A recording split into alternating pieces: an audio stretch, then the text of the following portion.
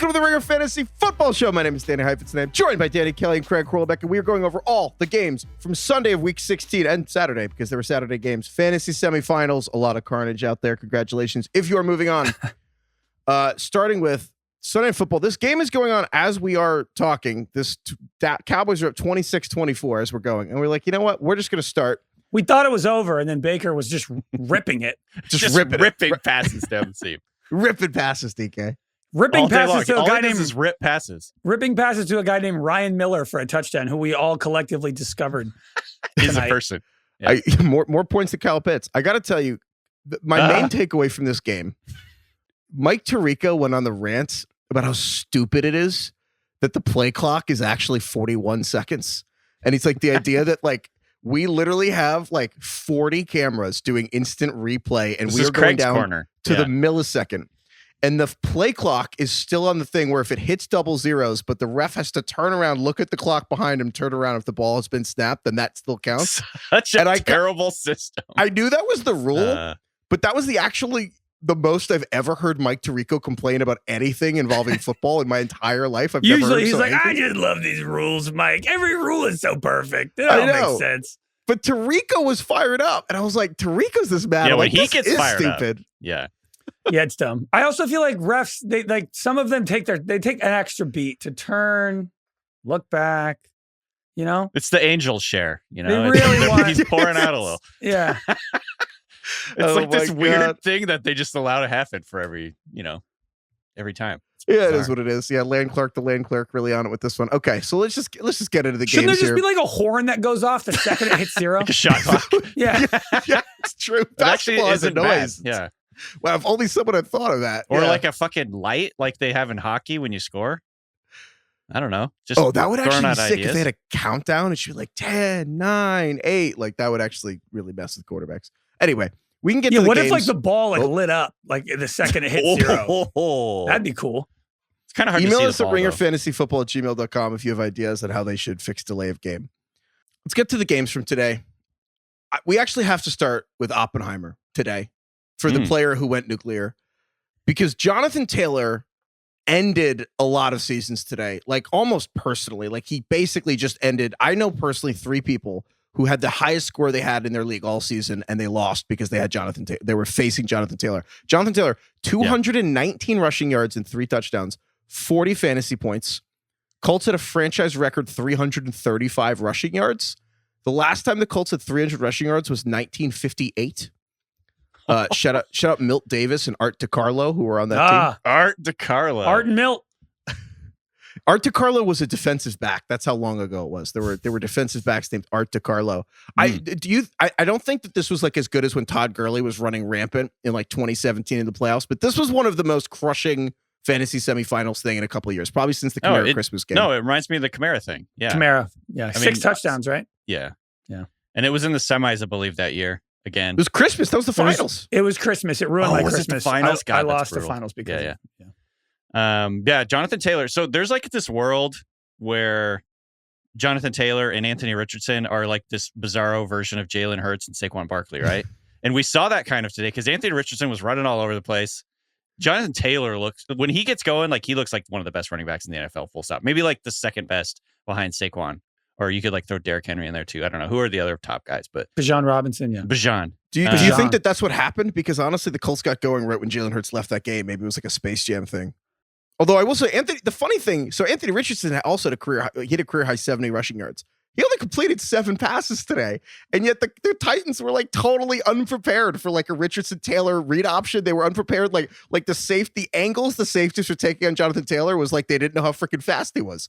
If any team should actually just become Navy, it's the Colts. Like they really should just throw the ball 10 times or less every game. They are like the knockoff Eagles. It's like once every 4 games, you bang on the remote and it starts working again. That's kind of like the Colts offense.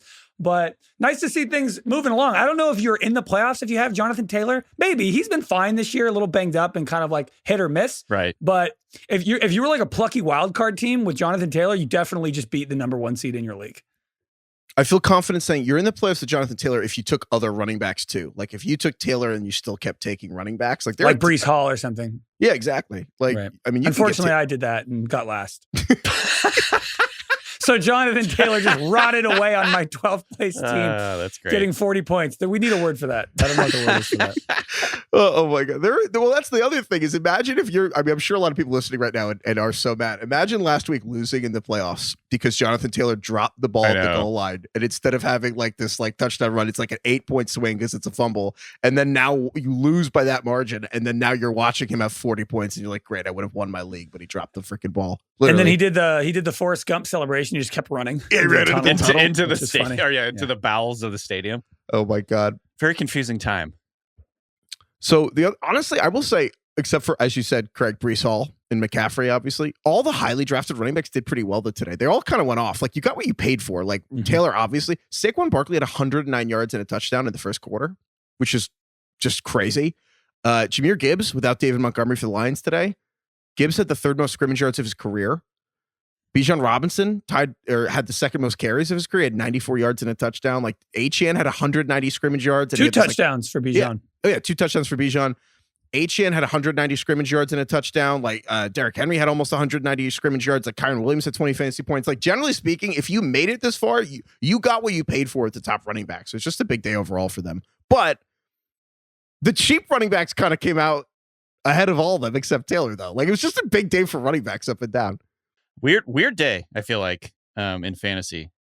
So, Craig, you got your last place team. How'd you do with the other teams today? I'm only in 2 leagues. I was last and first. My first place team, I'm down 5 points, and I have the Packers defense tomorrow against the Rattler and the Rizzler. So we'll see how I do there. But yeah, I feel like there were a lot of teams that exploded because of it. It was like a pretty tumultuous week. There was a lot of huge performances. I feel like it might have been last week where there was very few receivers, if any, that had more than like 25 points. Today we have guys like Chuba Hubbard, Justin Jefferson had 35 points. Once again, Brock Bowers had like 12 catches. I feel like there was a lot of explosive performances today. Yeah, agreed. I was just talking to you guys before the show. It's just weird seeing like your team. I'm playing a ton of leagues. It's just really weird seeing your teams kind of drop like flies. I had a couple first place teams that were really good, like, lose games that I, should have won or whatever. It's just so depressing this time of year. I was going to ask you guys about this. It's the holidays. Dude, holidays. Here's what I wanted to ask you, because like speaking of the Jonathan Taylor thing, I was having this discussion with a good buddy of mine. And do you like the variance in fantasy? Like, do you like it when 6 seeds can come in and win, or do you prefer like, or would you rather have it like, the playoffs are set up? We play in a league together where there's a rumble. So the last 2 weeks, it's 4 teams are in the finals, the rumble. And the way that you have this league, I had never heard of it to explain it to me, and you sent like paragraphs like you were like a lawyer, but it's actually the best thing, which is the last 4 brainchild. I think there are no semifinals. Yeah, shout out to Jackson Bevins who does this. There's no semifinals. The final 4 teams all play over 2 weeks, and the highest scoring of those 4 wins.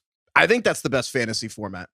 It's the right way. Like it's the most logical way to determine who the best team is and reward them with first place and the money or whatever you play for. However, there's still something about going head to head with somebody. This is exactly what I said, Craig. I fall somewhere in the middle because I do like the rumble format. It's really fun. It's smart. And it is like, it does typically like it tries to eliminate as much variance as possible. There's always a lot of variance in football and fantasy, but like generally speaking, like if you've done a really good job of building your team and you've put that skill forward and created a really good team, like it more often than not, it'll reward the teams that are really good.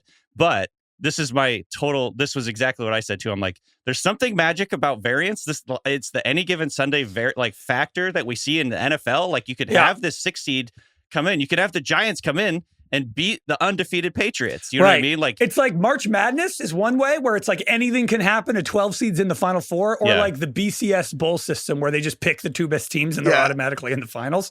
But it's also like you said, there is a magic about going up against someone. And typically like in these leagues, you're playing against your friends. So it's like you're really in this battle with your friend. You're watching his players and like hoping that they suck and hoping for their failure. You got like, the group chat. The group chat dies if it's a 4 team rumble. It's like, oh, my guy just scored a touchdown. We'll see what that means in 2 weeks. Again, I'm not saying that it's not like the smart way to do it, but I think here's the short answer with your variance thing, because basically what you're saying is it took 5 minutes for us to be like, so do you think fantasy football kind of sucks, or what do you think?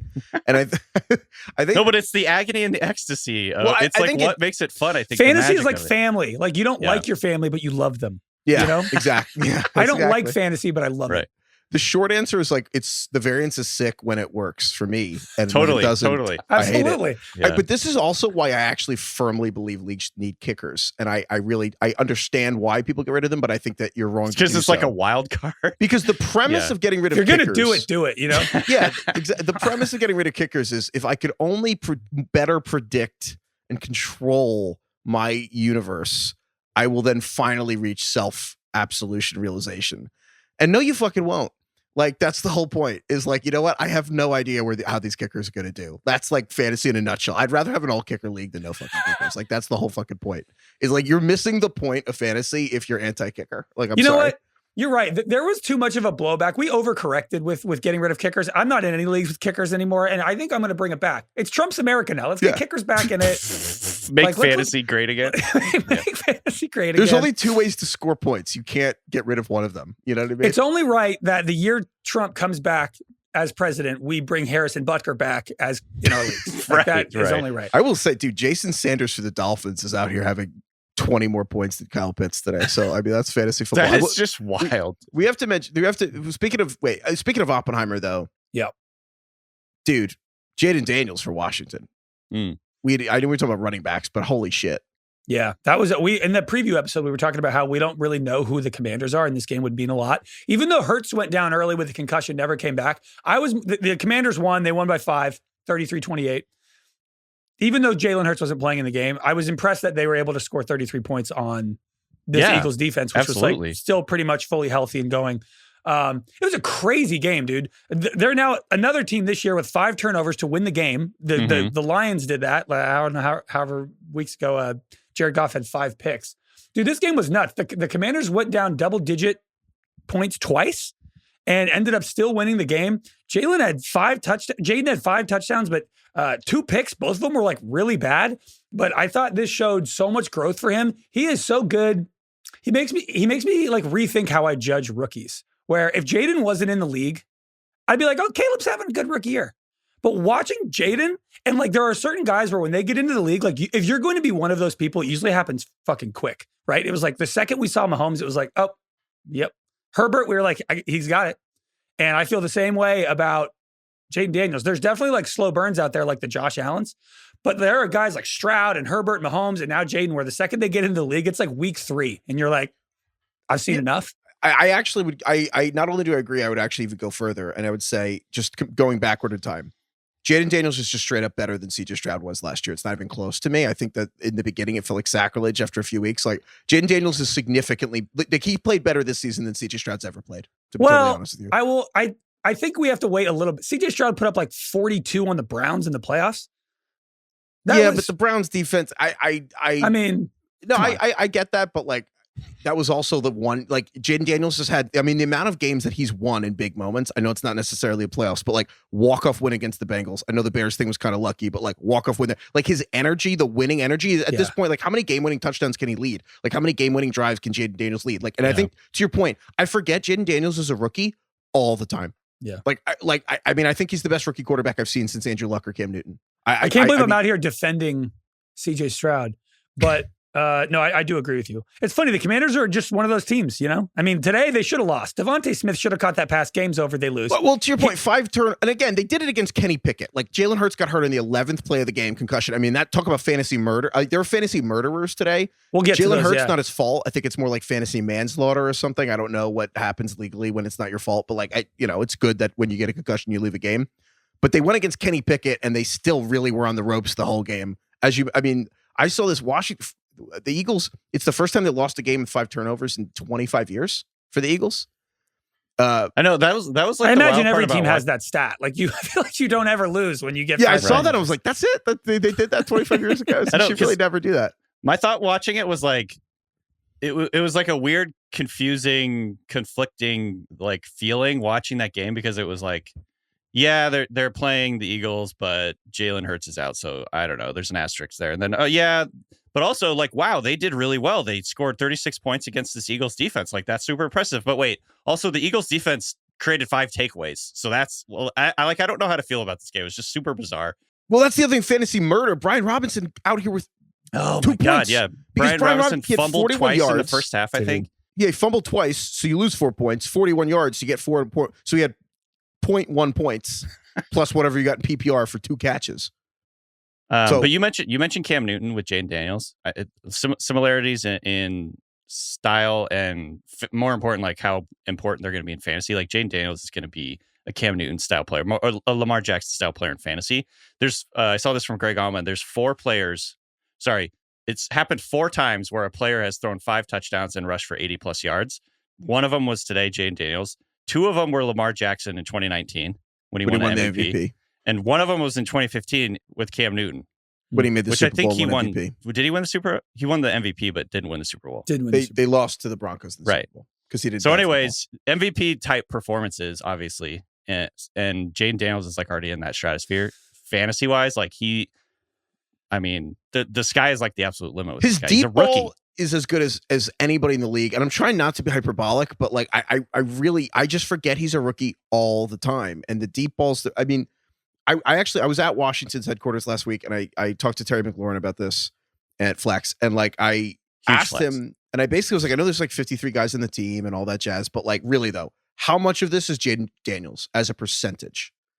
And Terry McLaurin thought about it, and he was like 50%, maybe 40, 50. And I was like, but you don't hear players admit that very much, but it's true, and I think that is the takeaway. And the irony is, exactly what Craig said. We're learning a lot about Washington. Jalen Hurts gets hurt, and we're like, all right, maybe we won't learn anything about Washington. But I actually think we know exactly what we need to know about Washington, which is 40 of these, as good as the season's been, 40 of these players, I don't know where they're going to be in a couple of years. Like, there's a crazy amount of free agents on this team and 1-year deals. I don't know where Washington's going. I don't know what they're doing in the playoffs. But Jaden Daniels is absolutely like a cornerstone that 24 teams would trade their quarterback for. Yeah, 100%. Yeah, dude, he had back the Diami Brown deep ball. He has like the Russell Wilson. Those things just fall right into their lap. And then he had the Terry McLaurin touchdown.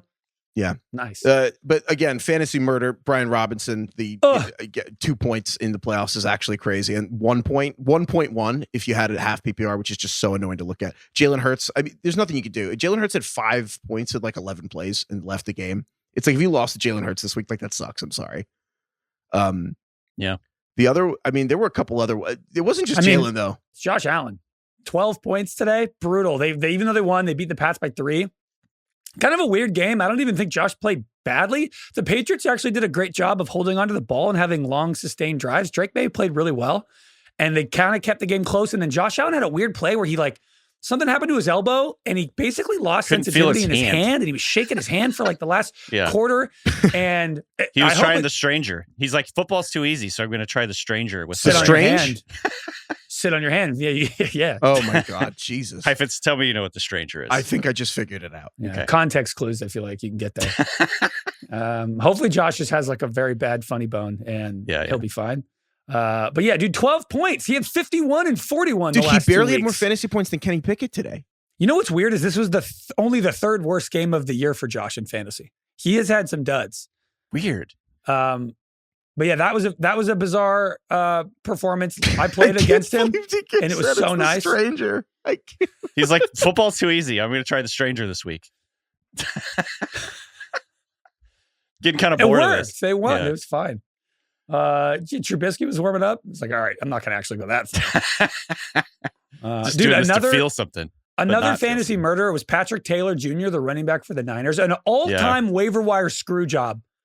He had 3 points today. He had 24 yards rushing. They basically just didn't even use him. Debo was the running back. By the way, decoy all the time. Like they just used him to just set up like runs to Debo and screens to use check and everything. They clearly didn't want to use him, and I guess the 5th string is one too many. The 4th string can have 150 yards. You don't actually have the limit of the Shanahan system of like churning out running backs. I got tricked by the string. I got tricked by the projected points. He was projected like 11 in my league. And then, I was like, him or Jaylen Warren. Jaylen Warren was like 8. I was like, well, Patrick Taylor he's going to start. Played like shit. They didn't use him. How long have we been doing this show? Because I have never heard more from the people in my life about what projected points were for players than today. Honestly, never heard more about like, well, Patrick Taylor's got 11 and this guy's got like 9.5. So what do I do? And I just want to be like, they don't know. Just don't look at the little machine doesn't know. I can't not. Yahoo has a vice grip around my balls in fantasy. I will do whatever they tell me. If Patrick Taylor is projected for 11 and Jaylen Warren is 7, I simply can't start Warren. I can't. We need to remember for next year, we need a whole thing. We need to figure out how to arbitrage the power of the colors green and red on the human mind. What's like the biggest discrepancy in projected points where you've started the lower projection? Like, have you ever started somebody who was projected 5 less points than another guy on your team? Like, what's the biggest gap? Yes, but you it's will like bridge? not very common, not very often. I don't know if I've ever done You know 5 what I mean? points. I feel like 3, maybe 7 to 10. We should find this range. You know what I mean? Like, good. if you're looking at a 13 on one receiver and a 7 on the other, there's no way you're starting the 7. No way. Because you don't want to not. sit there and stare at the projection all day long. Yeah. Even it helps your total projected points. That makes you feel good. Dude, this is the anchor. Makes a man It's feel true, good though. inside. Yeah. It's Anyway. like that fucking needle on the elect. Oh my god. Other Human psychology is weird. yeah, people are dumb. Other fantasy murderers, DK. Trey McBride.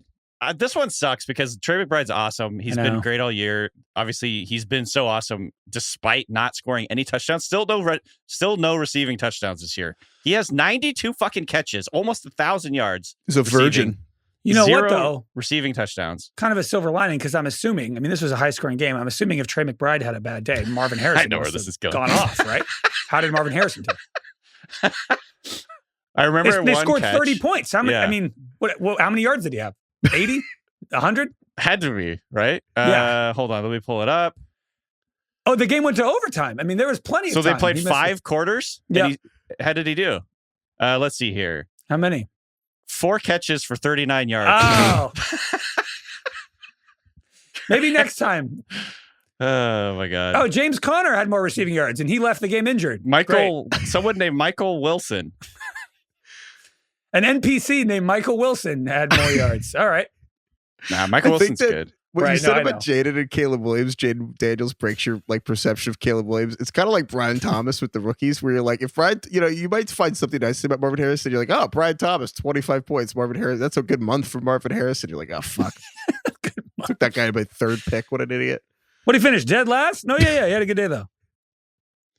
Cardinals. God. We might need to make a rule that we don't take Cardinals, or you have to trade away any of the receivers after like 6 weeks. That's a good call. Yeah. Winners and losers. We mentioned Washington; they're a winner. I mean, Washington, just the vibes beating the Eagles is huge for them, even without Hurts. DK, who else is a winner for you today? I'm torn because the Vikings are clearly a winner. They improved to 13-2, which is kind of just wild to say that out loud. Like the Vikings this year under Sam Darnold are 13-2. Obviously a very good team. Sam Darnold has been an absolute revelation. And again, it's like so much credit to the coaching from this team. KOC, Kevin O'Connell.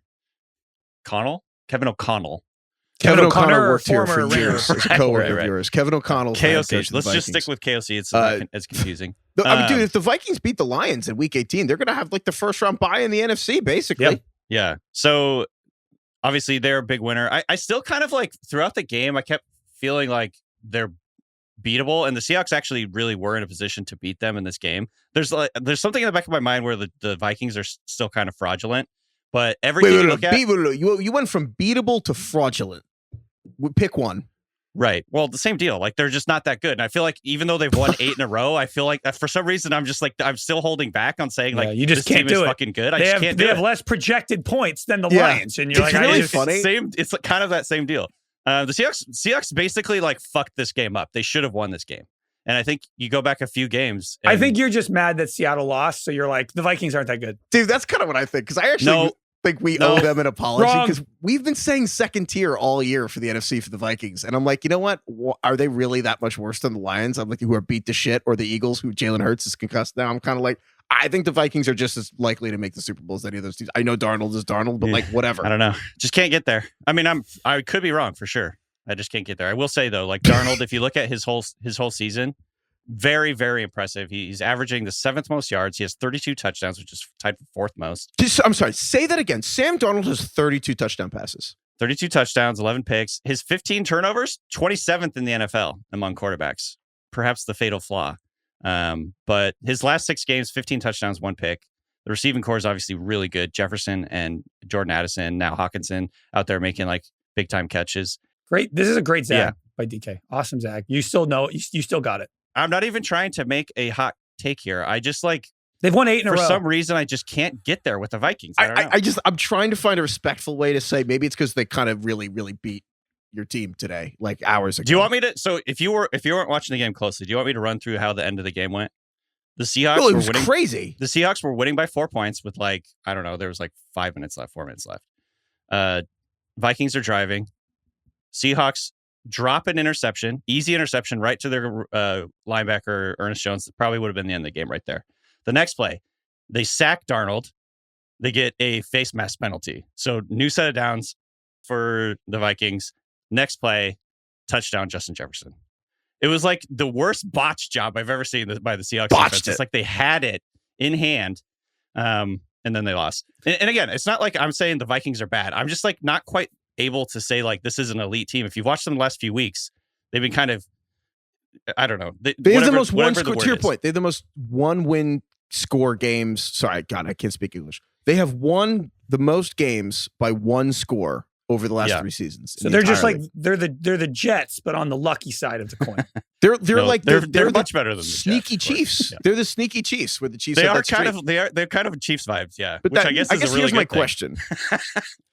Because of, I mean, sometimes tone can be insulting. You didn't say Sam Darnold's the quarterback. You said with Sam Darnold, who has 32 touchdowns.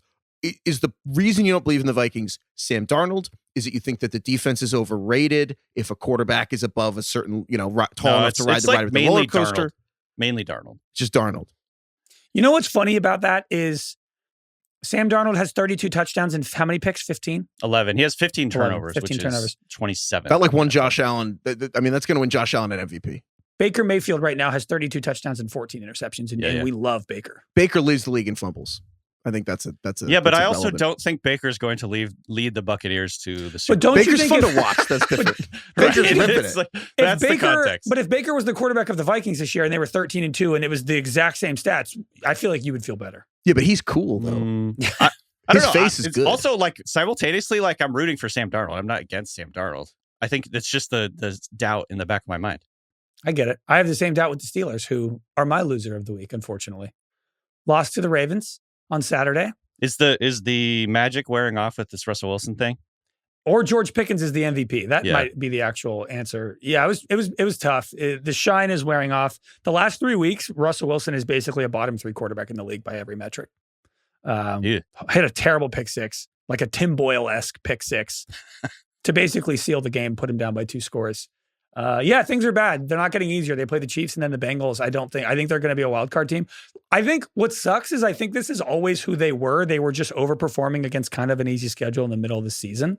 And like, I think if they just inched their way to like 10-7, we'd all have said Tomlin did it again. What a stud. But now they're going to like regress back to 10-7 at the end and get into the playoffs. And it's going to look like a disappointing season. But I actually think all in all, this is what they were. And I'm okay with it. I think you're mostly right. I agree with especially what you said about they're going to back into 10-7, but it'll feel different because it was easy in the beginning and hard at the end. I think the difference is they look worse than they will against these good teams because Pickens is out. Yeah. And if Pickens returns, I think the offense actually will be much better than it should be for someone of George Pickens. Like again, we're always like top 5. Pickens is not a top 5 receiver.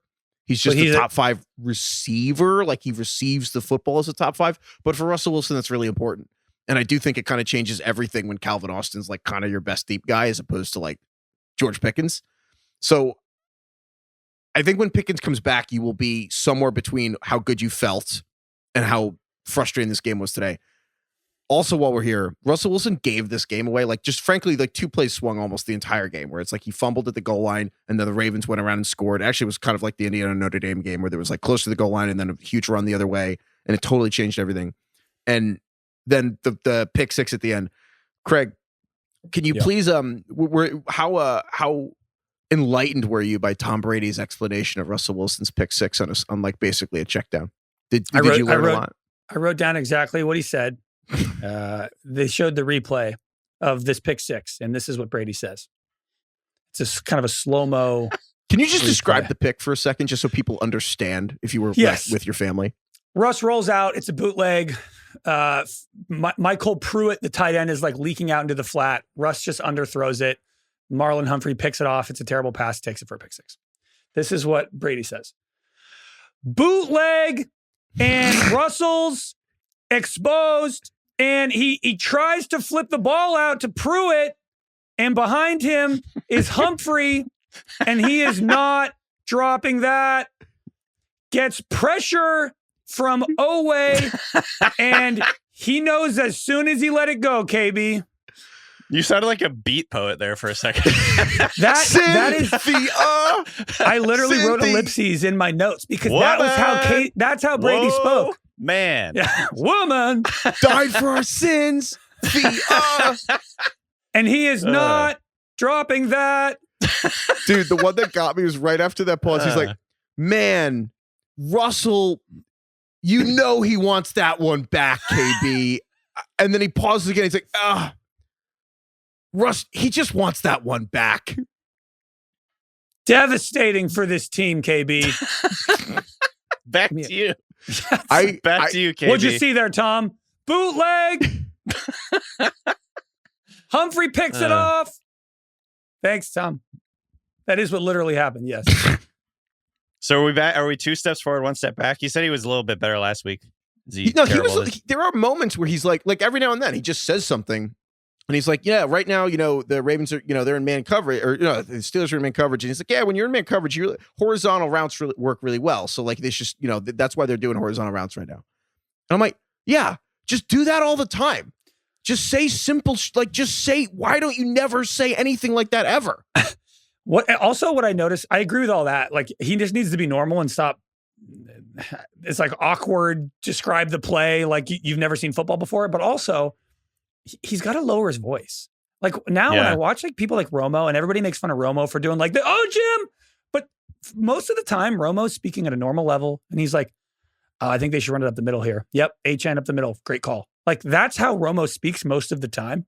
And it's really nice. And Collinsworth kind of speaks at a normal level. I don't know if Brady can't hear himself in the mic or something. It's not like fed back into his ear, but he needs to just lower his voice. Monitor. He just needs to speak at a normal level.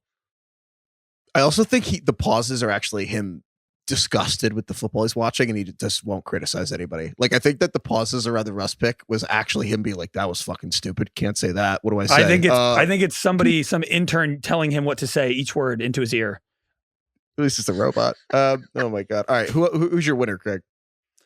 I think Michael Penix is a huge winner. And I know if you look at if you didn't watch this game, they beat the Giants. Congrats, Heifetz, number 1 overall pick. Oh yeah. They beat them 34-7. The game was never close. And if you didn't watch it, the box score, you'd think, 18 for 27, 200 yards and a pick. Whatever. First of all, the pick was completely not his fault. That was our beloved Kyle Pitts volleyball setting the ball to the Giants defender. Dude, Kyle Pitts, he was on the goal line. It was in his hands. It should have been a touchdown. And he did, when a firefighter has like a bucket of water and they're like throwing the water onto a heave. Yeah. Or like in the Lord of the Rings, like they're trying to knock out a door. It's like heave, like a rugby. He rugby underhand, 2-handed passed the ball to the defender. What are those things called? The like battering ram? Yeah, battering ram. He's just like heave, threw the ball away. So anyway, the pick was not his fault. I thought he made big throws the entire game. He looked totally comfortable. He was slinging it. He was accurate. The velocity on his throws is like noticeably much better. He was super accurate. I thought he looked great. I'm not saying that. I'm not trying to compare Penix to Mahomes, but I'm sure like the stories of how much better Mahomes' passes looked at practice than Alex Smith's passes, giving the Chiefs the confidence to play him. I kept thinking of those stories watching this game, thinking how confident the Falcons must have been watching Michael Penix throw footballs next to Kirk Cousins. They're like, this is going to work. Like it was, and also the red helmets, perfect thing for it to come out into. Look great. My dad texted me 2.5 quarters into the game and was like, let's trade for Penix. And I was like, we could have drafted him like 6 months ago, dude. Well, hey, the next best thing you could trade for Kirk. Yeah, I mean, also Falcons won 34-7. He didn't have to do anything, but I thought Penix checked every box. Frankly, he looked like he didn't a make pro. any mistakes. Every throw was good. Like deep inside, like on digs, like outside the hash, like everything he needed to do, decision making. Like it was all like he just checked every box. Like immediately right out the gate, game manager with upside. Like immediately. Yep. Meanwhile, I think Drew Lock had unbiased. I think Drew Lock this season's quietly one of the worst quarterback performances I've ever seen. Like the holistic Drew Lock experience I guess the bottom rung is like Nathan Peterman, Curtis Painter in that Colts season when they tanked for Andrew Luck. I think Drew Lock's like one notch above that and no higher. It's actually preposterous how often Drew Lock is doing the dumbest thing possible at any given moment. It's so weird. I mean, Drew Lock was not that bad. I mean, wasn't he traded to the Seahawks, or did they just sign him? He was part of the Rush trade, but maybe they just threw him in, like, get the fuck out of here. But wasn't it like rumored that he would maybe start? Yeah, Geno? The story was Seahawks wanted him to be the starter. Yeah. Teams don't know anything. envisioned Volume him 10 being the starter. Yeah, we need a list to compile all the times teams did something that worked and they almost didn't. Like when the Eagles are like, we'll have Jalen Hurts and AJ Brown, and like it was almost Russell Wilson and Allen Robinson. And like, dodge that guy. Yeah. But like, that also needs to go in the book. But yeah, the Giants. So they lost today. Thank God, 34-7. Love a clean death. Yeah, there was like at no point were you worried they were going to win. Well, no, at the beginning when Kyle Pitts like took a touchdown and tried to give it back to the Giants, I was like, I didn't think I could hate you more, Kyle.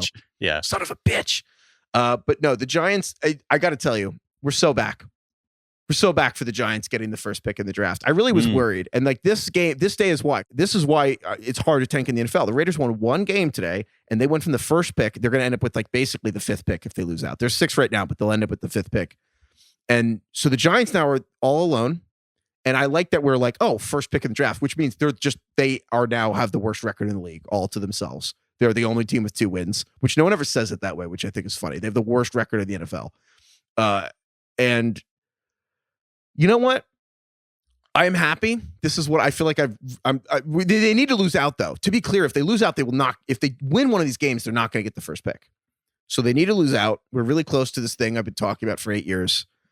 And which is such a fucked up thing to say. I feel vindicated though by the process. Gotta tell you, it was all worth it. I was gonna say it feels super not worth it, man. Who else is back? Craig. Lions are back, maybe as vibes-wise Super Bowl front runners. I kind of, after hearing Dan Campbell's radio hit and then watching them today, and they orchestrated a play where they deliberately faked a fumble. Dude. To Ben score Johnson a touchdown. in his bag. That was fucking sick. Ben Johnson is a fucking sicko. We should call that the stirring shit up. They got a touchdown out of it. They should call it the Stumblerooski. Ooh, there you go. That was good. I saw you must have had that big bold letters on the doc.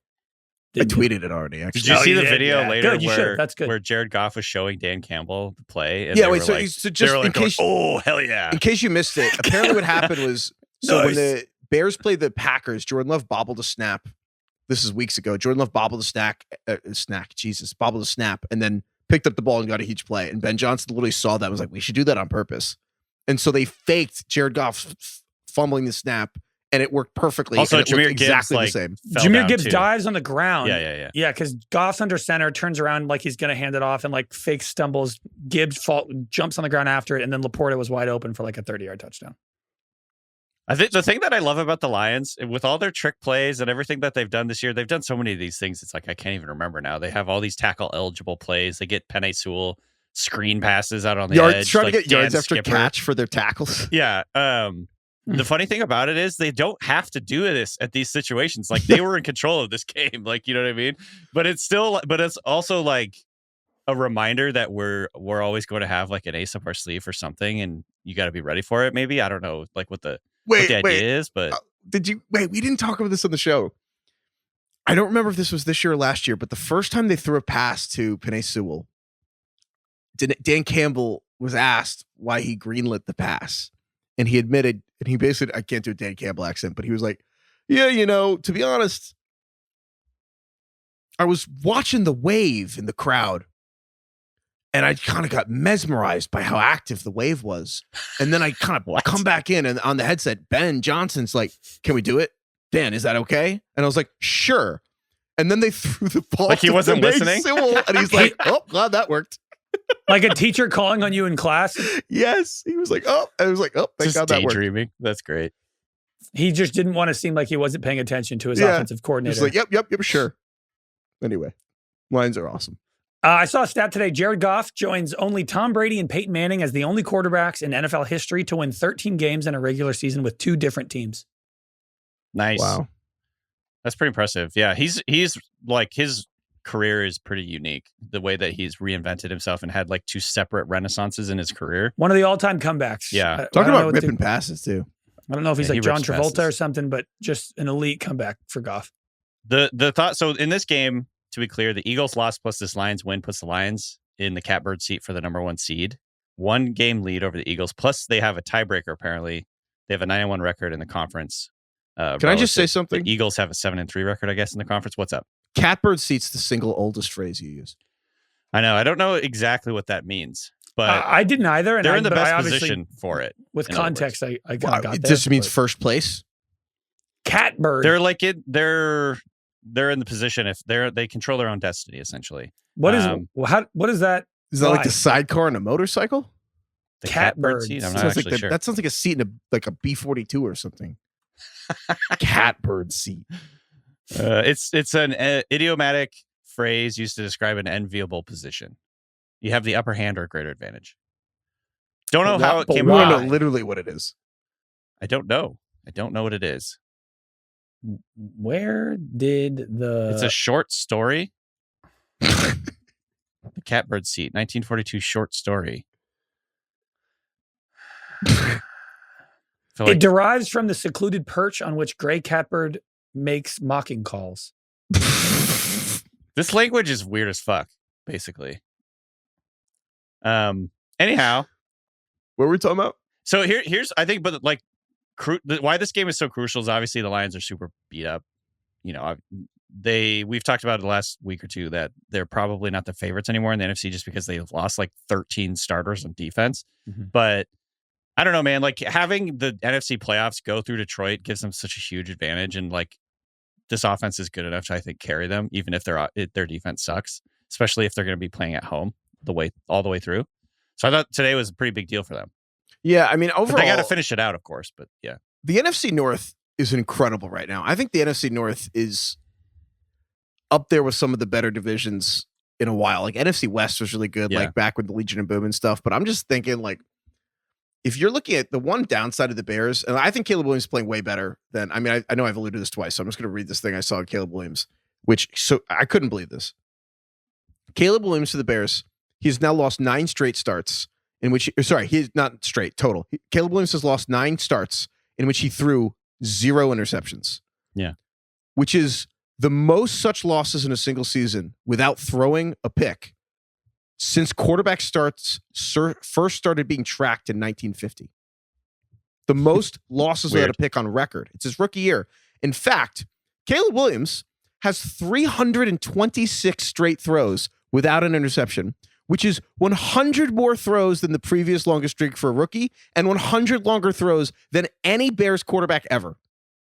Like he has the longest interceptionless pass streak in the history of the Bears. He's a rookie. And all that's to say, the only downside of this Bears job is you are going to a division with the Dan Campbell and the Lions, Matt LaFleur and the Packers, and Kevin O'Connell and the Vikings. And you're like, that's 3 of the best 7 or 8 coaches in the entire league are in one division. And the other one's the Raiders, God help you with the Chiefs. Anyway, so I that's what I'm thinking about. It's not just the NFC North right now. It's like, oh, who's going to make the Super Bowl? Vikings, Lions, Packers. It's like, holy shit.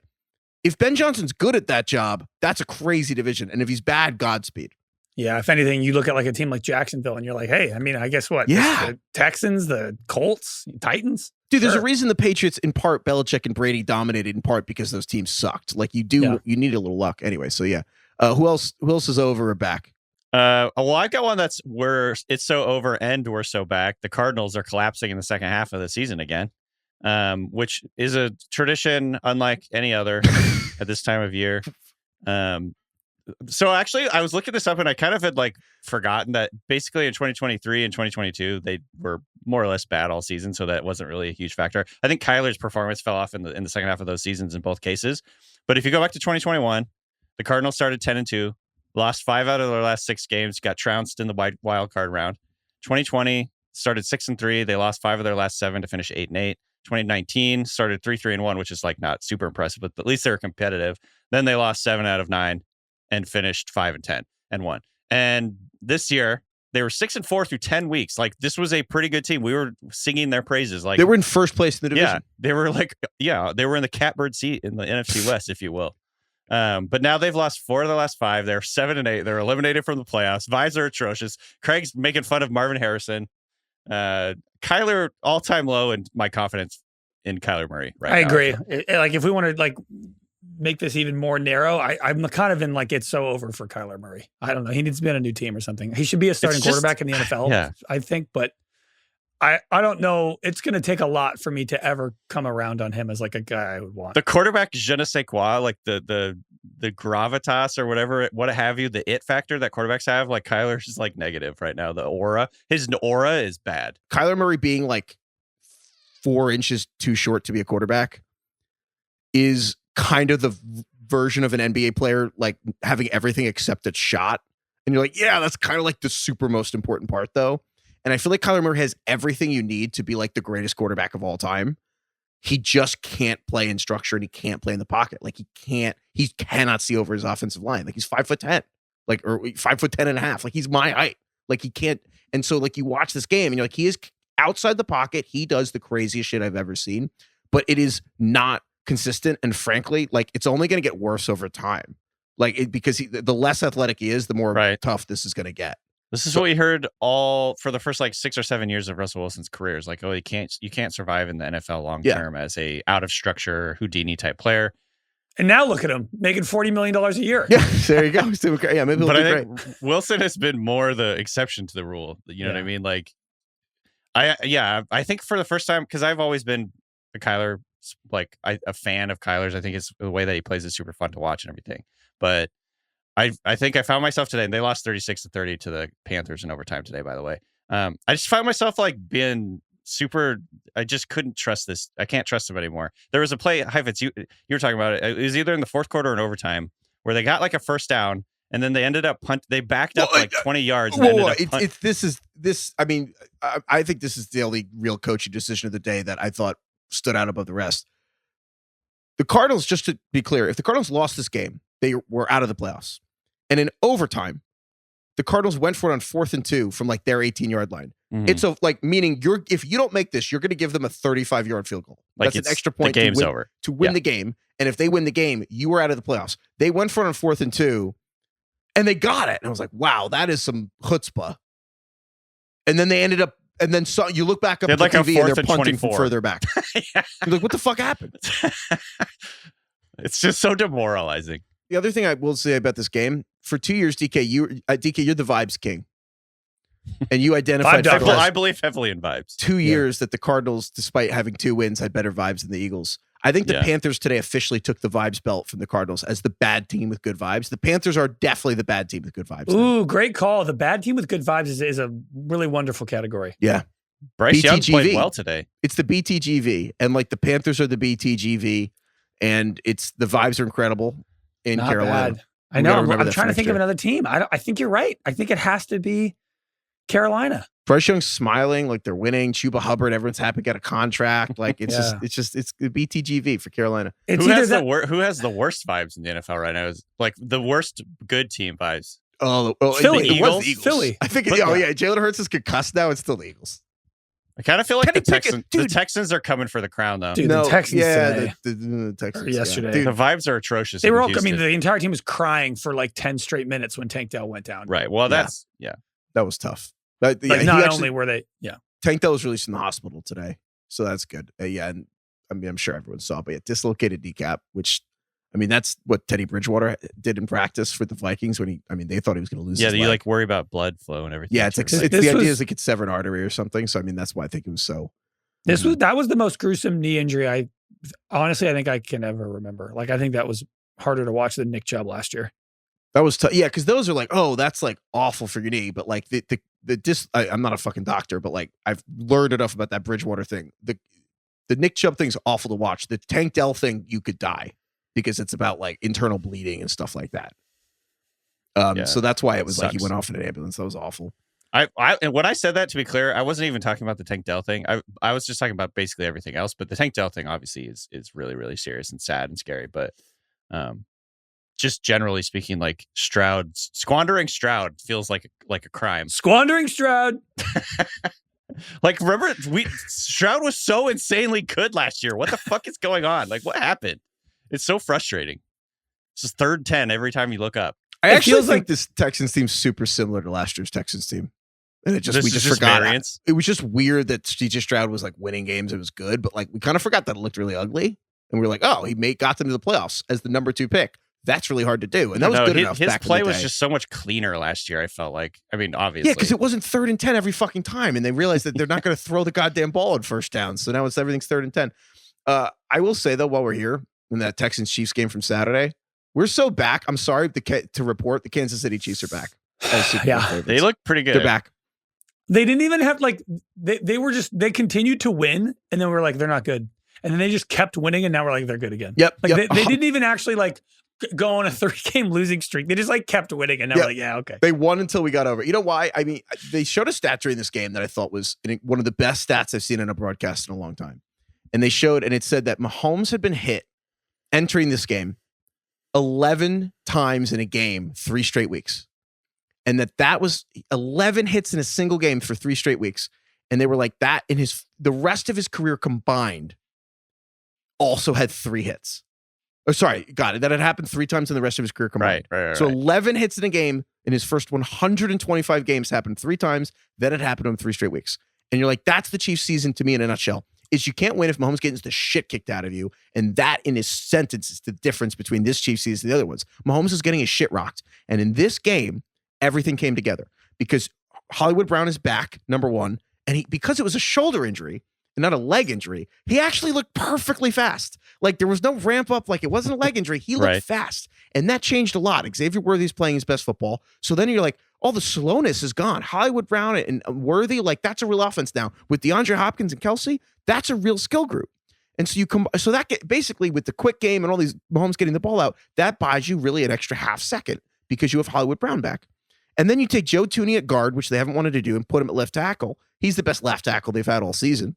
That's it. And so now with the blocking, they have another half second on the offensive line. I know that's a little simplistic, but honestly, that game in a nutshell to me, Mahomes had 1 extra second on every play. That's enough for the Chiefs to win the Super Bowl. Yeah, the receiving core thing is definitely real. It's funny how this was the first week where now I'm like, actually, I think this is an above average receiving group. Xavier Worthy, Hollywood Brown, DeAndre Hopkins, Travis Kelsey, like this is more than enough for Mahomes and the Chiefs to win another Super Bowl. This is kind of a diverse group that can do a little bit of everything. Now I'm like, I actually think they should 100% be back as Super Bowl favorites. You forgot Justin Watson? Right. Who dropped a touchdown? He did drop a touchdown. Noah My Gray, first thought come was on. like Heifetz. I know. Stop trying to make Justin Watson a thing. Yeah, Xavier Worthy also dropped a touchdown. He had he like midway through I'm the not game. positive I was like, he's Xavier good. Worthy is like really coming on strong lately, but then he dropped that touchdown. I was like, well, 2 steps forward, 1 step back. You know. You're not sure if he's good or not. Is that what you said? I'm not. I think Xavier Worthy is always going to be closer to like gadget style. I don't think he's ever going to be like Jameson Williams. I think he will be more of like you manufacture a couple touches to him. He does something stupid once a game. Sentence. But that alone is funny because Jameson Williams did not accomplish a fraction of what Xavier Worthy did last week in Jameson Williams' first 2 seasons in the league. He didn't do what at no point in his first 2 seasons did he do what Xavier Worthy did this week. That's fine. But when I watch Jameson Williams, it's like that I've seen enough. I have not even come close to I've seen enough with Xavier Worthy. He makes 1 dumb play a game still, whether he's like out of bounds. He has no sense of the field. Well, he's making plays. James, do you think he needs to gamble more on his own and is from his own team facility? I think he needs to tear his eat more. ACL? He needs to eat more for one. And yeah, maybe gamble more too. But yeah, I don't know. DK, do you disagree? I don't think Xavier Worthy will ever be a number 1 wide receiver on a team. Not in the classic sense of how we think of a number 1 receiver. No, I don't think so. This is like actually, if you guys remember going back to the draft show, this was my contention with him all along is he's not a deep threat. And he's like gotten open a few times downfield, but for whatever reason, Mahomes has missed him like atrociously every time he's tried to throw deep to him. And that goes for all the receivers on this team, basically. Mahomes has been weirdly terrible on deep throws this year. I think Mahomes needs glasses. He needs LASIK. He needs LASIK. Jameis. He has been for a while. I didn't want to say this like publicly, but because I don't know, it's one of those things that if you say it, you're wrong, you're kind of dumb. But the first half of the season, I was wondering if it was literally because Kelsey had lost a step. Like I thought it was so interesting they had the best mind meld and that every ball with Kelsey was slow, but it was kind of everywhere, and I didn't know what to make of it.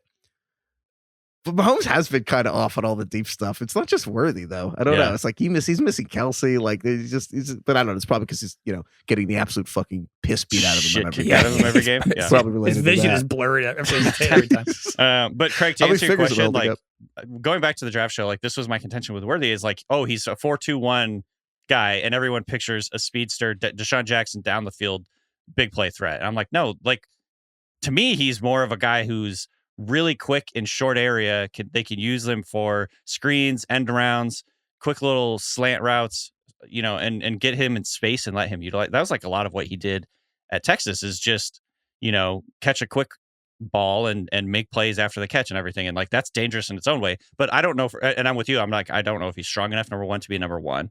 He's got to learn to get off press still. He got hurt at one point in the game because a corner pushed him down. I don't know if you guys saw that. Remember the thing in the preseason where he got pushed down at the line of scrimmage? Everyone was like, yeah, that's the thing. But he like in this game, that happened. Like he was like trying to get into a route and a corner like pushed him down and he came up limping. Do you remember that video of Cam Newton when there's like 4 guys tried to fight Cam Newton? He was just like throwing them around. That happens to Xavier Worthy every week. Dude, today, I think he's going to be a good player, though. I think, I don't know, like, agree with you. I think maybe probably not number one, but I think he'll be a productive, good player. Yeah. To the Worthy thing, a third of their players are just trying to, with him, or just trying to recreate the 40-yard dash. And also to the bigger guy, Vita Vea, the defensive tackle for the Bucs, literally caught Kevontae Turpin in his grasp, and he's twice his size. He's literally, like, they noted on the broadcast, they're like, he's literally twice his weight. Like, he's 340 versus 150. Like, that's the way he threw him was like, you remember in disdain. Once Upon a Time in Hollywood when Brad Pitt throws Bruce Lee into the car. Throwing him from it's ridiculous. I was like, he just threw him into a car and dented it up. Oh my God. Okay. I had an intrusive thought watching Debo, which is like, we should just make a tattoo for next year. Anytime a receiver was embarrassed, we should play them the next week, no matter what happened. The public shame ranking. Like Cooper Kupp had no points in that game, but he wasn't ashamed because they won the game. Debo was ashamed. Yeah. If a guy like goes public with something, he like complains. Give me the ball. I'm not getting the ball midweek, and then flops. That's when you buy the dip. Yeah. Any other intrusive thoughts you guys had? I had one that was like not related to anything, and it's just a general football thought. Those are the best ones. Yeah. So I don't think there's a single person in the world more overconfident than a defensive back catching an interception in the end zone and thinking they can return it for 100 yards. You'll never find a more overconfident person than that defensive back who he'll run all the way across the end zone to get to the other side of the end zone for the opportunity to take it out and get tackled at the 1 yard line. Like, just fucking take a knee, man. And there's always like two kinds of. You did your job. You did a great job. Now fucking kneel so you can go out and your offense isn't fucking pinned to the 1 yard line. It's like these guys. This happens like maybe once or twice a year for them. This would be like if somebody was like, "You get one night with Margot Robbie." Like it's just not. It's not like it's over in a blink of an eye. You know what I mean? Like like you can't contain yourself. I completely understand it mentally to be like, hey, no, let's be practical here. Take a knee. The guy's like, this is never going to happen again. I'm going to run 100 yards and be a hero. My one shot, my one opportunity. Yeah. Anyway, this was Marte Mapu from the Patriots did this today. Yeah. He took the ball out, got tackled literally on the 1 inch yard, 1 inch. Oh line. Yeah, the worst possible. You always have two kinds His hand came down on the end line essentially, or the not defender. The end line, the defender who was blocking with him looked at him and was like, "What did I let you do?" Because there's always two kinds of defenders. One is that the thing of oh, a good friend will bail you out of jail and a great friend's going to be in jail with you. Those are the defenders blocking for the guy who has the pick, because one of them are go down and the other is I'm going to fucking die for you to get this out of the end zone. They should just have every offense should have a 1 or 2 plays in the playbook where it's just all defense that comes out and plays, and they block their asses off for each other. You know what I mean? Just one play. Fuck it. The Lions will come out next week and just have. I don't even think that's probably legal, but figure out a way to get just the defensive line on the O line. Why not? See what happens. You know what? No one ever does. I remember when we were growing up, Ed Reed and Ray Lewis were so incredibly good. That whole Ravens defense were unbelievable in the 2000s at when they had the ball, like lateraling it and just turning it into a pick six. Yeah. And no one does that like no one does that. And I guess in retrospect, it's just like, all right, because they're not all Hall of Famers. Yeah, they were just that's like, fine. Also University of Miami, like just, what are you going to tell them what to do? But Right. like, man, that would work. I guess no one has the. I just implore you, defensive backs who make interceptions in the end zone, just take a knee. Yeah. You did your job. Any other intrusive thoughts, Greg? I had a couple. One was football related and one is not. The football one doesn't have to be long, and I know we harp on this a lot, and I'm sure Dolphins fans hate us, but I'm sorry, but there are some times when Tua looks like 2015 Peyton Manning.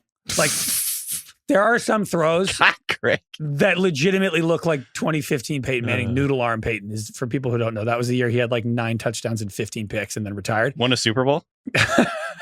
Yes. So maybe it'll work out. But like, even the announcers were being polite. It was Romo and Nance, I think. And they were like, I don't know what happened there. Not a lot of juice on that one. It was like a duck over the middle of the field, untouched.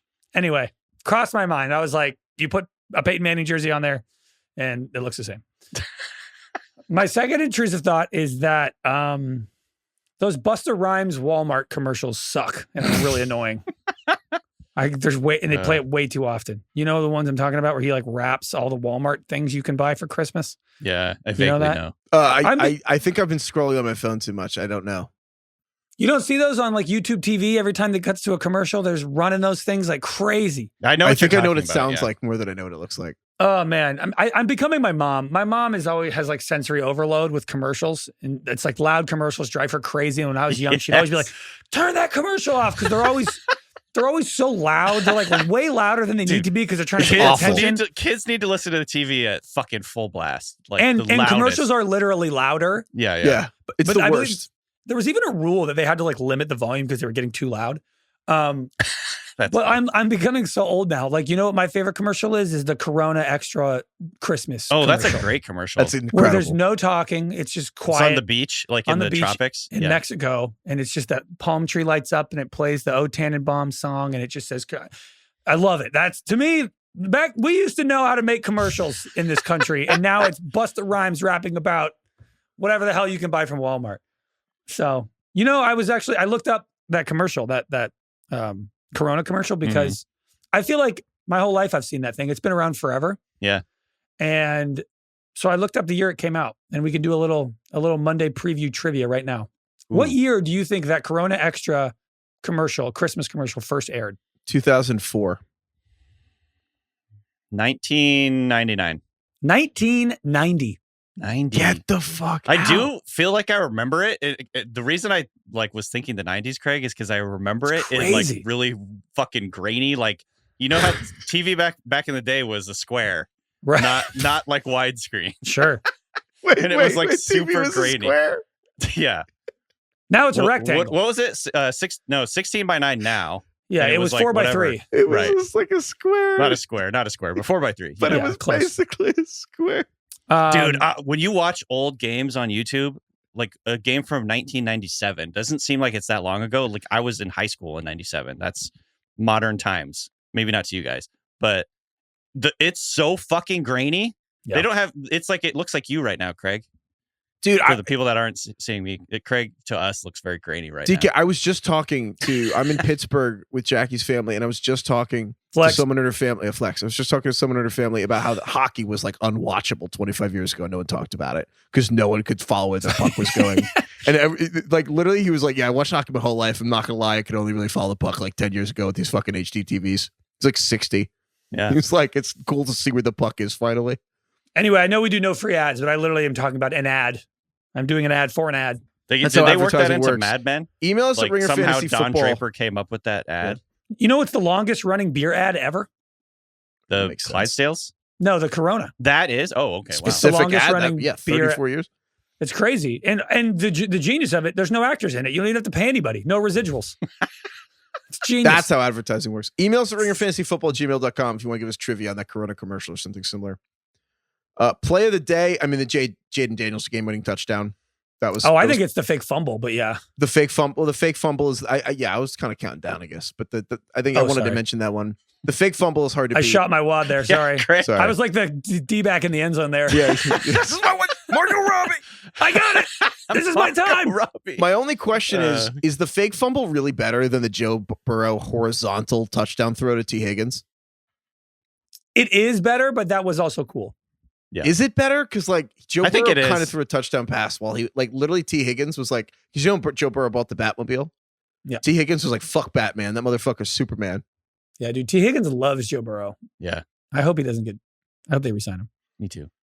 I That kind was of a pretty think the cool Burrow play. thing I was- think the fumble, no, the Stumblerooski was cooler. I've never seen that before. Yeah. I mean, we've seen guys falling and making a throw. It's very impressive. yeah, But Also- Mahomes, also Patrick in Mahomes, real the greatest time? throw I've Yeah, ever seen in my in the entire Super Bowl. life was similar to Joe Burrow's throw today. Yes. also, Will That was Levis did cool. that like 10 weeks ago. Sure, it didn't work out, but The other team caught it and He then tried made a it. touchdown. he It was walked so caught. Burrow could run. Great. So I don't really listen to his music, but I respect that he's making it. Yeah. Wait, more importantly, though, Joe Burrow, we didn't talk about how Joe Burrow bought his offensive line katanas. Oh my God. He bought a bunch of katanas and then it was like a fucking in Harry Potter when they get to like the wand chooses you. He had to go in and like everyone got to choose their own katana. Dude. So I thought this quote was fake at first. It's real. Orlando Brown is a tackle on the Bengals said, Joe does a great job at buying gifts that are extremely meaningful. The fact that he bought me a sword, it's the most ancient form of respect. The most ancient form is to buy someone a sword.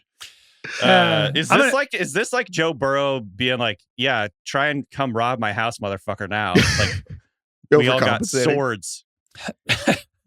I might it might have been a fake account, so forgive me if I'm wrong, but I saw a tweet that said that they all wanted guns and then he got them swords instead.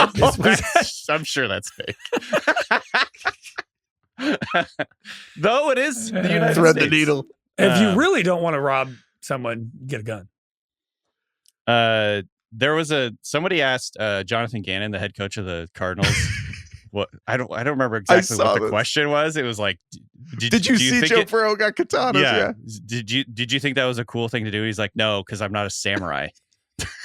Fair.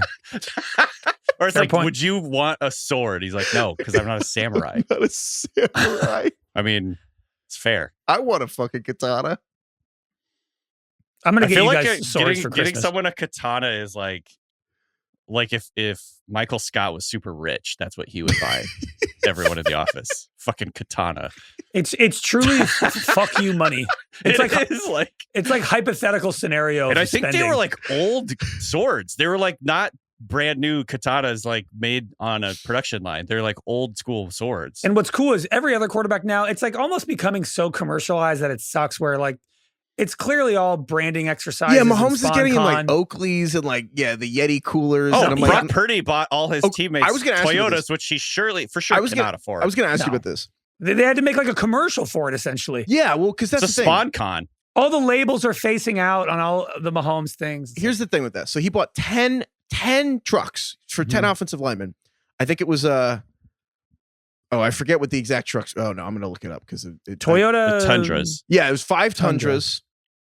And then he also bought wait, I may or may not have written I exactly. once While you're looking for it, I once won a Toyota Tundra. It was oh wait. Oh, you want a Tundra? That was the Actually, no, it was a Tacoma. I can't remember. The people who are listening and don't know, Craig hit a half-court shot when he was in college at San Diego State for a pickup truck, and then they fucking shivved him on the pickup truck. told and him he it was got- a it lease. was They gave me a lease. fucking 2-year lease. And I was like, when he was in what? college.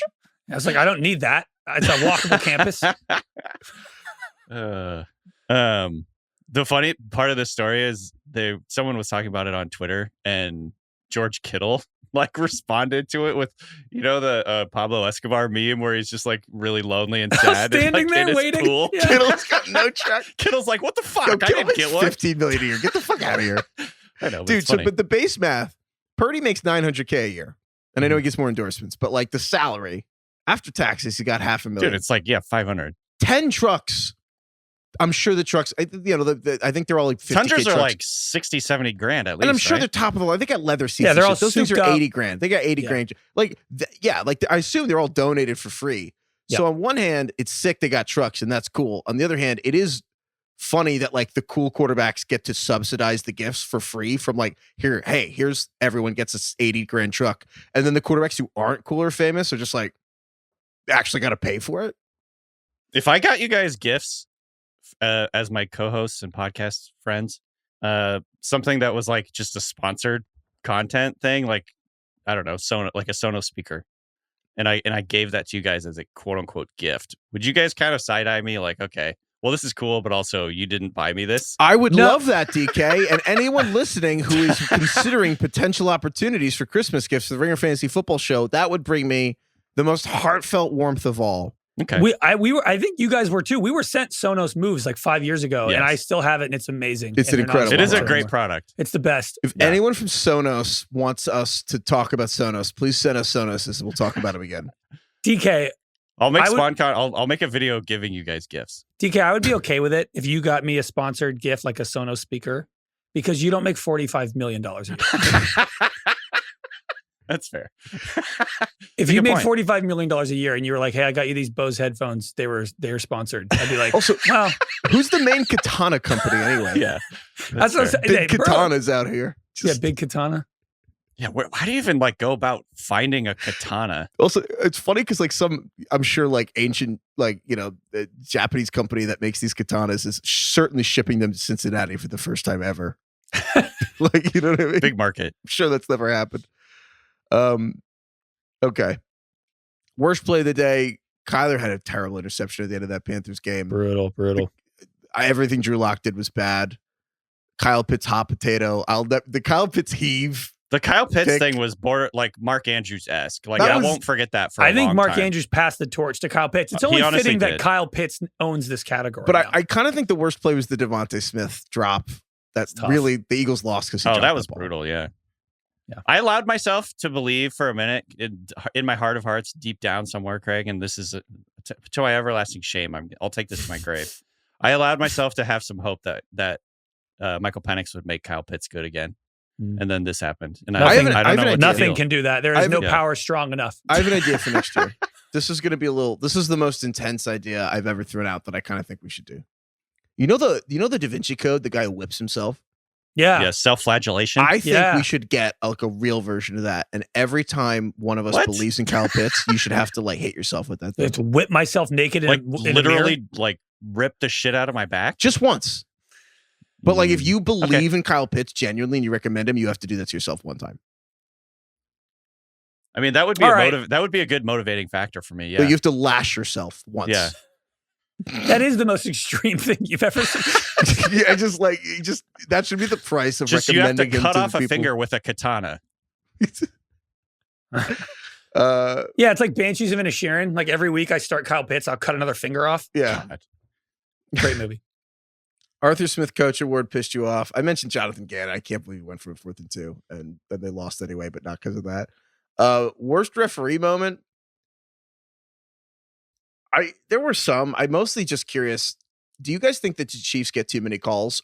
Because my take is basically that people are tired of the Chiefs and people hate refs, and the Chiefs are in primetime a lot. So people think the refs help the Chiefs, but the Chiefs are just Bader Meinhof thing happening where it's like, oh, the Chiefs get all the calls. You hear that one time, and then now you're like, oh, now you notice it. Yeah. It's also statistically incorrect. Like if you look at like the penalties that the Chiefs get versus their opponents, it's actually in the other direction. The Chiefs get less calls than their opponents on average. Yeah, and it's like, oh, there's a lot of calls from Mahomes. I'm like, yeah, well, he's really fucking good. He makes a lot of good decisions. They're really well coached. And then also sometimes like, oh, they don't call anything. I'm like, Jawan Taylor, that guy who never lines up right, was the most penalized offensive lineman last season in like 20 years.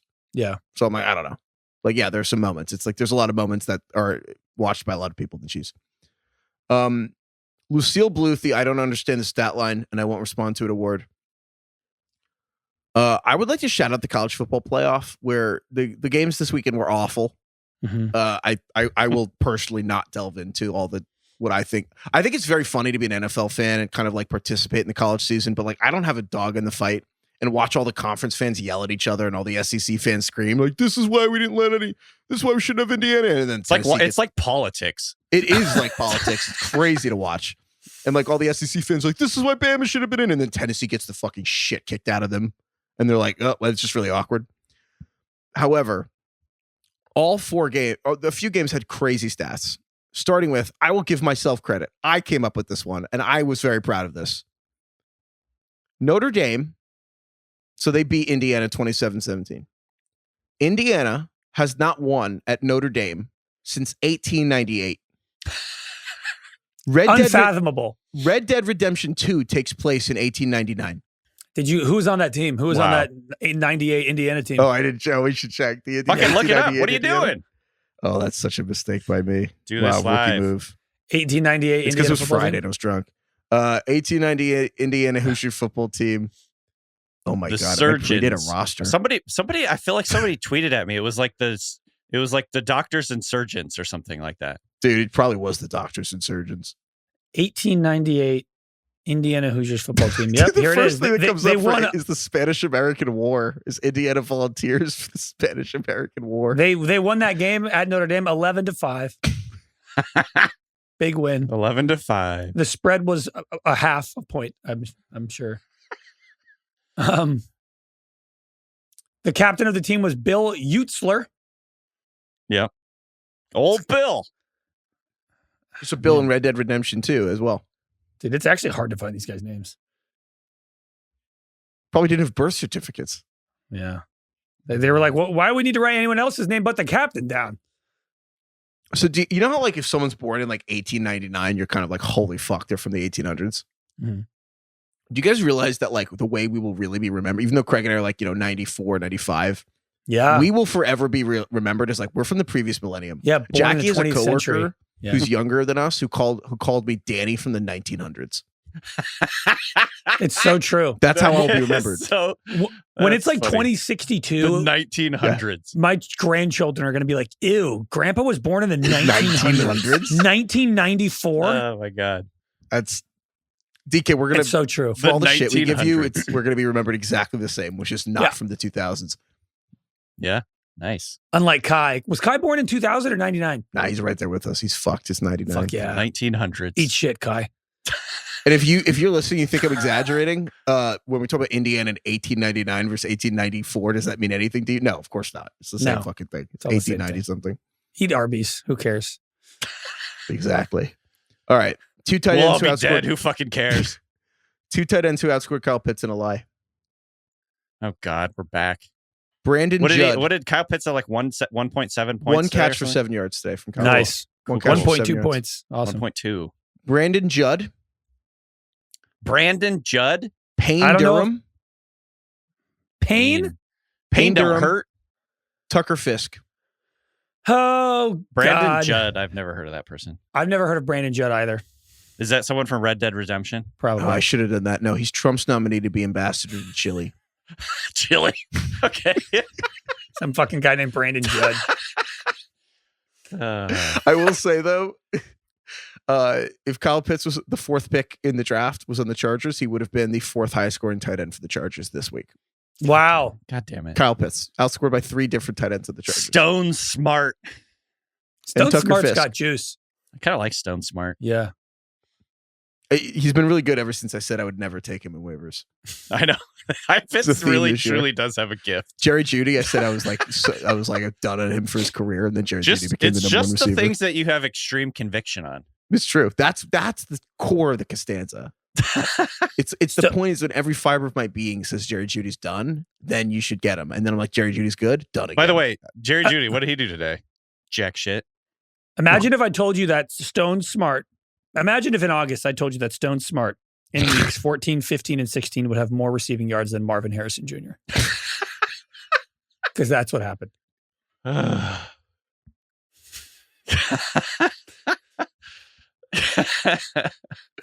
This is the dumbest fucking I don't thing we know. do. I like want like part of me wants to be mad at you, Craig, for this Marvin Harrison slander, but also This is an Can't all-time. It was be an mad at you. all-time bad draft year for can't miss prospects.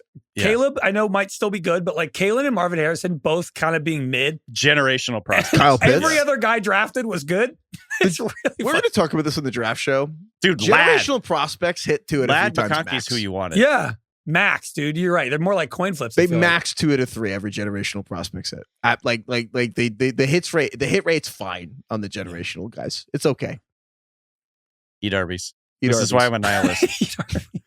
Nothing book. fucking matters. There's actually no difference between good and bad things. There's no difference You between imbecile. good and bad things. Marvin fucking Harrison moron. is really taking that to the next level. Yeah, Bijan Robinson's so sick. Anyway, Bucky Irving, better football player, but that's a conversation for another day. No, come on. Nah, no, of course not. No, that's not true. Burn book. What do you guys have? I got one. So we did burn. I have here written down. We burned Amari Cooper Cup last Correct. week. Is that Both of okay? them. So we burned Cooper Cup and Amari Cooper. Okay. Who do you have? Amari Cooper Cup? That's fun. I have Najee Harris. I had him on the short list as well. He was great all year. You definitely started him last week in the playoffs if you were in, and probably again this week because you expected a bounce back. He had 4 points today. He had 2 points last week. 2. I'm fine with it. Who do you got? So I don't think this person is the person, but I wanted to flag DeAndre Swift doesn't hit like double digits in like since week 11. Yeah. But I someone threw this out and I can't get it out of my head. I kind of think we should burn Kyler. And it's because it's actually not because Kyler did bad in fantasy, but because he has been unable to throw Trey McBride a touchdown, even though Trey McBride is like clearly one of the 4 best tight ends in the NFL. And he also, I kind of think it's his fault for Marvin Harrison Jr. And so we can't burn the Cardinals entirely. Maybe we should. James Imagine what great. Harrison would be doing if Jameis was their quarterback. That's kind of my thing. My God. Like, so we only have, we also already burned DeAndre Swift Heifetz in week 3. Oh, fuck. I'm trying to see how many, do we have any guys, do we have guys where 2 guys from one team? Could we burn Kyle Pitts again? Oh, we have Stroud and Dell are burned. That's the same team. I Kyler kind and of think Harrison I think would be same team. No, we burned Marvin Harrison Jr. 2 weeks ago. We did. Week 13. DJ Moore, Debo, Waddle. I kind of think we could also burn. I mean, oh no, we burned Debo too. There's you know what? We're consistent. I mean, I will burn Marvin Harrison Jr. again. Kyler, I don't know. Kyler He hasn't played been that well. bad. He had like 21 points. Maybe we burn Najee because like we did burn Marvin Harrison Jr. and we can't burn Trey McBride. Najee is the worst situation because he's been like pretty good all year. Yeah, and you has one bad game, last week, and you're probably like, whatever, aberration. I'll stay confident, and then he screws you again. Do we burn Brian Robinson? That's another good one. That's tough. How many points did he have today? Oh, 1. 0.1. He didn't have Something points plural. Very small. He had 1.1. Is 1.1 plural? Wow. That's a good question. I feel like no. It's not singular. It is. It has to be plural. If Yeah. I handed you 1.1 bananas, it's multiple bananas. But is it though? Is not the pasta best salad example, pasta? but yeah. Why? I give you one full banana and then a sliver, 1/10 of another banana.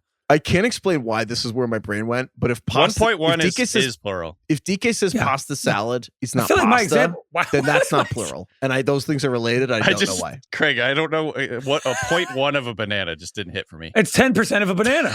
It's like it's like a banana slice. And if You're you like, hand me a I banana gave slice, you like, here's a multiple banana. bananas. It just doesn't work for me. Well, do you have one banana or more than one banana? I'm just saying it like in terms of like really poignant or like effective examples, it wasn't up there. This is where I would actually pull out the That hurts. actual It wasn't bad. definition It of the wasn't word like the significant. worst. It just wasn't the best. It is Okay. a statistically insignificant portion of banana. I feel like the only thing that can be singular is 1. You guys want to know one of my worst takes? Oh, Yes. yeah. Of course I do. I think banana flavored things are great. Well, that's weird with the banana flavored things. Laffy Taffy flavored banana is actually, that's how like some old extinct form of banana tasted that we don't have anymore. Yeah, now bananas are all clones. But I more mean like I think Like, banana, will you have like a banana flavored drink? No, that's it. No, What do you those are like for banana psychopaths. flavored? Like I think banana ice cream is fantastic and a treat Ugh. in the summer. Banana that ice is a cream? bad take. Yeah, I know. Everybody hates Not it. into that. Banana pudding? Love it. I like banana bread a lot. Banana cream pie, fantastic. Yeah. There's like there's a bar in town that has a banana old fashioned, and I was like, that sounds not. I don't good. want to That drink doesn't My sound good. my brother ordered that for me once. He got like some banana whiskey and it was terrible. Like, I will not be eating that or drinking. I it. also think like 80% of fancy cocktails suck. Yeah. Dude, Stick to the classics. Give me a fucking beer. yeah. I don't agree with that. They're out of but control.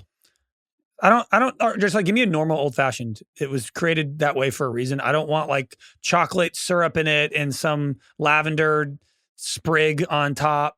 I don't need any of that. Well, there's a whole elaborate thing where they have to convince you to pay like $18 or $14, depending where you live, like for a drink. And they're like, well, God. I think you guys are just not going to the right places, maybe. Well, no, you just drink it. I just drink it neat, baby. Yeah. I like a good cocktail. That's why I'm done with cocktails, man. Heifetz, you're like a martini man. I am. Oh, there's nothing better. You know why? Because a martini is 2 ingredients. Goddamn right. And it is simple. And honestly, I hate when they have a fancy martini that's like other shit in it. I'm like, I just want a vodka martini. Dirty. Yeah. Nothing hits. Dirty. Nothing hits like the first sip of a dirty martini. Oh, that's the best feeling in the world. I don't think I've ever had I feel like I'm at the nexus of the universe. You've never had a martini, DK? I don't think so. Oh, well, we should get one. And when we go to New Orleans, we'll get a martini for you. Okay. I've always thought we should figure out some kind of contest where we don't have equal wins. Like it's like something where if I win, like you guys buy my martini, but if DK loses, we buy him a martini. Something like, you know what I mean? Like we need to figure that out. Oh, I see. Yeah, that's fun. All right, should we end the show? Martini is easily my favorite cocktail now. I like old fashions. It happens. Those are good too. But yeah. Did we burn someone? Najee? Oh yeah. Okay, Najee Harris, you're in the burn book. We're just talking about drinks now. Banana martini, good. amazing. Dude, Christmas. All right, actually, now that we're here, Christmas Eve is like all-time martini night. Christmas Eve is the top 5 martini night, maybe top 2. Do you make them at home, or do you only like to get them at restaurants? Because I don't really make them at home. I don't drink at home anymore. It's a work here. But Christmas Eve, where are you getting it then? Oh, well, I mean, at home, yeah. Okay. Sorry, I thought you meant generally. Like by yourself, that's fine. You're not making a martini. Yeah, no, I'm not making that's myself a martini a on a Wednesday alone. Yeah. But I meant like, when you like a drink, yourself a martini on a Wednesday. But when you like a drink, people buy you the stuff, and then you're like, and then 3 years later, you're like, I have a lot of this stuff. I know. I have so much hard alcohol in my apartment that I'll just never use. I know, and I'm like, it never goes bad. I can't throw it away. It's taking up space. It's a good problem to have. Yeah. All right. Thank you, DK. Thank you, Craig. Thank you, Kai, for producing this episode. Thank you, Carlos. Thank you, Austin. Thank you, everyone, for listening. Good luck in your fantasy. We will have our Monday episode. We will have Power Hour. We will not have the Friday episode this week. We'll be coming to you again 3 episodes next week as well. Happy holidays. Merry Christmas. Happy Hanukkah. Happy Kwanzaa. Happy everything. Get to wherever you're going safely. Thank you, Lord. Thank you, the Black Keys. Oh, Nice. hell yeah. Black Keys are awesome. Nice. You nailed that one. Thank you. That's sick. Thank you. One time when I was in college, they played at San Diego State in the basketball arena, and I just sat outside and listened to it. They wouldn't let you back in after you won that truck. Like I just didn't get tickets, forgot, and I was like, whatever. It was loud enough. I could just be right outside the doors and hear. That's the truck guy. We owe him That's money. kind of Don't let him sad, in. Craig. I wasn't alone. Well, that's how I pictured it. Yeah, Right? I was just me and 1.1 bananas. How did you stay? How well could you hear? Like pretty well. Really gave You can get right up to it because it's on campus, so you can it's not like in the city or something. You can literally walk up to the doors. What's like the most famous song that they have? The Gold on the Ceiling song is big, right? Gold on the ceiling. Oh, and then the other one. Lonely Girl, Lonely Boy, right? Or is that the same song? Oh yeah, Lonely Boy's #1 Spotify. Wow, all the ones I know are not I'm any a of the lonely top 5. boy. Oh, That's that's kind of- I gotta love that keeps me waiting. I got a love. that keeps me waiting. Oh. They're great. They have a great sound. You know how we had that thing of Soul didn't know the Beatles, like the beat was in the Beatles, and I was like, yeah, everyone knew that. I was like, whoa. My version for that. You mean was that Beatles is a pun? Yeah. I Yeah. never thought of it. You know what? Because I think I learned how to spell the word Beatles for the band before I learned what a fucking beat was, to be honest with you. I think that's Solak right. didn't know the names of the Beatles. No, he didn't know who was in the band. He didn't know Ringo Starr and stuff. We called him He didn't Ringo. know, Paul We called him McCartney or- Ringo Starr. I maintain that the Beatles is a dumb name. And if I came to you guys today, if the Beatles never existed and I was like, I have an idea for a band name, Yeah. Beatles, but it's BEAT, you'd think that was lame. I feel like it's something I would Get suggest and you guys would shoot down. But the Black Keys is the Black Keys on a piano. The Beatles sounds like an a cappella group name. Ooh, that's pretty cutting.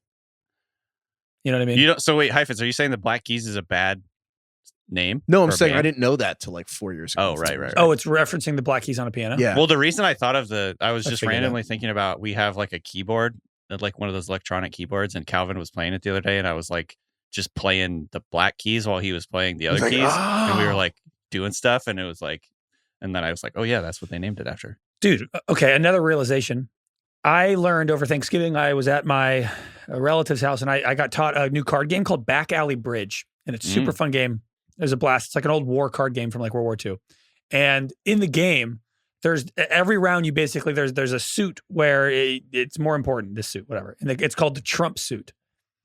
And I realized like halfway through the game, Trump I was like, card. Yes, you're a Trump card. And it's like the best card. You win if you have the highest Trump card. And it kind of just dawned on me. I was like, wow. Dude, where things are from, dude, I was doing this podcast the other day, and this old guy said catbird seat. This old guy. This old fart. This old guy, he it's was just a place a bird old used to fashions sit. deep on a Wednesday. Wouldn't shut up about catbirds. Oh man. All right. We didn't even get to what a catbird is. Get to that another day. No one knows. No one. Yeah, it's scholars maintain. Email us at Old ringerfantasyfootball ship. Gmail. Email us some trivia about catbirds and fantasy courts. All right. Goodbye, everyone.